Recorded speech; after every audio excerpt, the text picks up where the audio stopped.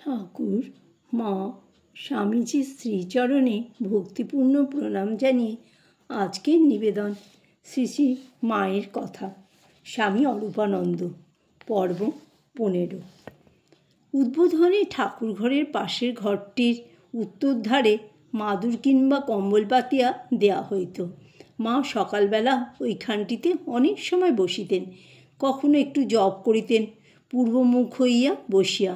আমরা যখন ওই ঘরে মায়ের সঙ্গে কথাবার্তা বলিতাম তখন প্রায় এইখানে বসিতাম। আজও মা এই স্থানে বসিয়া আছেন। আমি বললাম, মা তুমি দক্ষিণেশ্বরে কতদিন ছিলে? মা বলিলেন, তা অনেক দিন ছিলাম, 16 বছরের সময় এসেছি। ততবধি বরাবর ছিলুম, মধ্যে মধ্যে বাড়ি যেতুম। রামলালের বিয়ের সময় গেছিলুম, 2-3 বছর অন্তর যেতুম। আমি বললাম, একা থাকতে? মা বললেন, কখনো কখনো একা ছিলুম, আমার শাশুড়ি থাকতেন। মধ্যে মধ্যে গোলাপ, গৌরদাসী এরা সব থাকতো। ওইটুকু ঘর, ওরই মধ্যে রান্না, থাকা, খাওয়া সব। ঠাকুরের রান্না হতো, প্রায় পেটের অসুখ ছিল কি না কালীর ভোগ সহ্য হতো না। অপর সব ভক্তদের রান্না হতো। লাটু ছিল, রামদত্তের সঙ্গে রাগারাগি করে এলে। ঠাকুর বললেন, এ ছেলেটি বেশ, ও তোমার ময়দা ঠেসে দেবে। দিনরাত রান্নাই হচ্ছে। এই হয়তো রামদত্ত এলো, গাড়ি থেকে নেবেই বলছে, আজ ছোলার ডাল আর রুটি খাবো। আমি শুনতে পেয়েই এখানে রান্না চাপিয়ে দিতুম। 3-4 সের ময়দার রুটি হতো। রাখাল থাকতো, তার জন্য প্রায় খিচুড়ি হতো।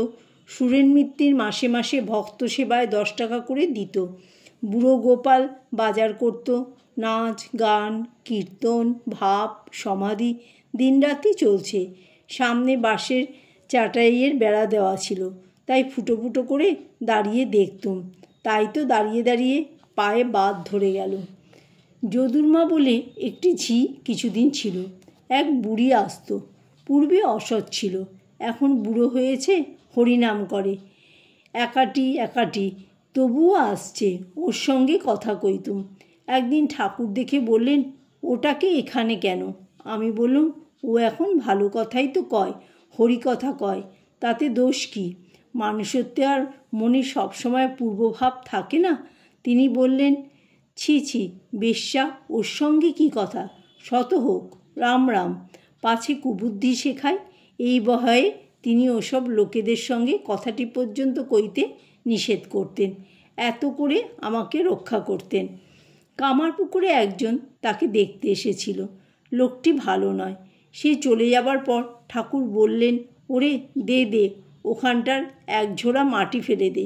কেউ ফেলতে না যাওয়ায় নিজেই কোদালটা নিয়ে ঠন করে খানিকটা মাটি ফেলে দিয়ে তবে ছাড়লেন। বললেন, ওরা যেখানে বসে মাটি শুদ্ধ অশুদ্ধ হয়। বাঙাল দেশীয় দুর্গাচরণ আসত। তার কি গুরুভক্তি ছিল! ঠাকুরের অসুখের সময় তার জন্য 3 দিন খুঁজে খুঁজে আমলকি এনে দিলে। 3 দিন আহার নিদ্রা নেই। একবার শালপাতায় প্রসাদ দিলুম, পাতা শুদ্ধ খেয়ে ফেললে। কাল শুকনো চেহারা, কেবল চোখ দুটি বড় আর উজ্জ্বল ছিল। প্রেমের চক্ষু, সর্বক্ষণ প্রেম অশ্রুতে ভেজা থাকত। তখনকার কত সব কেমন ভক্ত ছিল! এখন যারা আসছে কেবল বলছে, ঠাকুর দেখিয়ে দাও।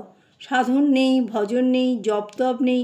কত জন্মে কত কি করেছে, কত গোহত্যা, ব্রহ্মহত্যা, ভ্রূণহত্যা করেছে। সেসব ক্রমে ক্রমে কাটবে।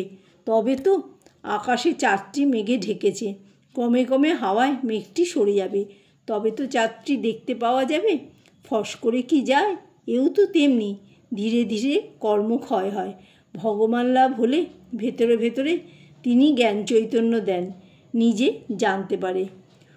উদ্বোধনে গতরাত্রে গিরিশবাবু দেহত্যাগ করেছেন, সেই প্রসঙ্গ জিজ্ঞেস করলাম। মা, যারা মৃত্যুর পূর্বে অজ্ঞান হয়ে দেহত্যাগ করে তাদের কি করে সদ্গতি হয়? মা বললেন, অজ্ঞান হওয়ার পূর্বে যে চিন্তাটি ছিল, যে চিন্তাটি নিয়ে অজ্ঞান হয়েছে, সেই চিন্তাটি অনুসারে গতি হয়। আমি বললাম, হ্যাঁ। গিরিশবাবুও সন্ধ্যা 6টার একটু পরে যে জয় রামকৃষ্ণ চলো বলে শুনলেন, তারপর আর তেমন চৈতন্য হয় নাই। এর খানিকক্ষণ আগে কেবল চলো চলো করছিলেন। একটু ধর না রে বাপ, এই সব। আমি বললুম, কি আপনি কেবল চলচল করছেন? আপনি এখন ঠাকুরের নাম করুন, যাতে ভালো হবেন।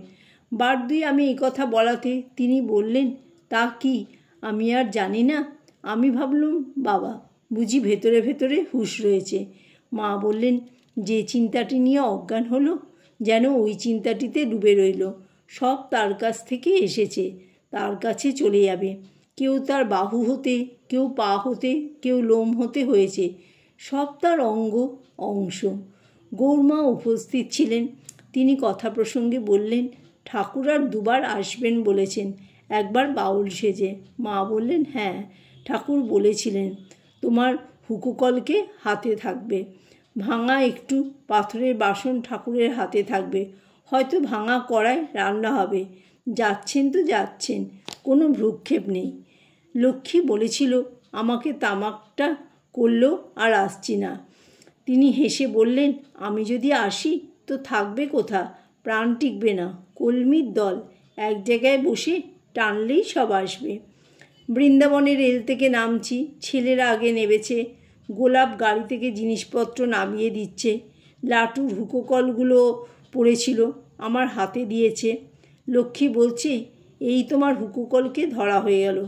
আমিও ঠাকুর ঠাকুর, এই আমার হুকুকলকে ধরা হয়ে গেল বলে ধূপ করে মাটিতে ফেলে দিয়েছি। জয় মা শারদা।